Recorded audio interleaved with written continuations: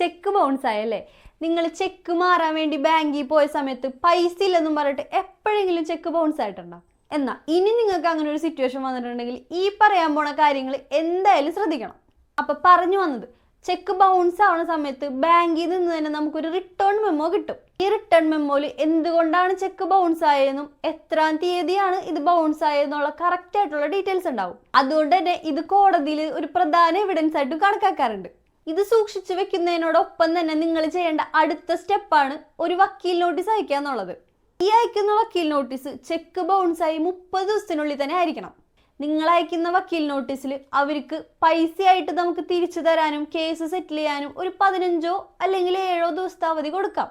എന്നിട്ടും നിങ്ങൾക്ക് നിങ്ങളുടെ പൈസ തിരിച്ചു കിട്ടണില്ലെങ്കിൽ ഈ നോട്ടീസിൽ കൊടുത്തേക്കണ അവധി കഴിഞ്ഞ് 30 ദിവസത്തിനകം കേസ് കോടതിയിൽ ഫയൽ ചെയ്യണം. പ്രത്യേകിച്ച് ഈ ചെക്ക് ബൗൺസ് ആവണ കേസുകളിൽ നേരത്തെ പറഞ്ഞ റിട്ടേൺ മെമ്മോവും ഇപ്പൊ പറഞ്ഞ കാലാവധികളും ഇല്ലേ, ഇതൊക്കെ നിങ്ങൾ കൃത്യമായി ശ്രദ്ധിച്ചിട്ടുണ്ടാവണം. കോടതിയിൽ ഇതിനൊക്കെ നല്ല പ്രാധാന്യമുണ്ട്. അപ്പോൾ നിങ്ങൾക്ക് എന്തെങ്കിലും ഒരു ഡൗട്ട് ഈ ഒരു കാര്യത്തിൽ ഉണ്ടെങ്കിൽ താഴെ എന്തായാലും കമന്റ് ചെയ്യാൻ മറക്കണ്ട.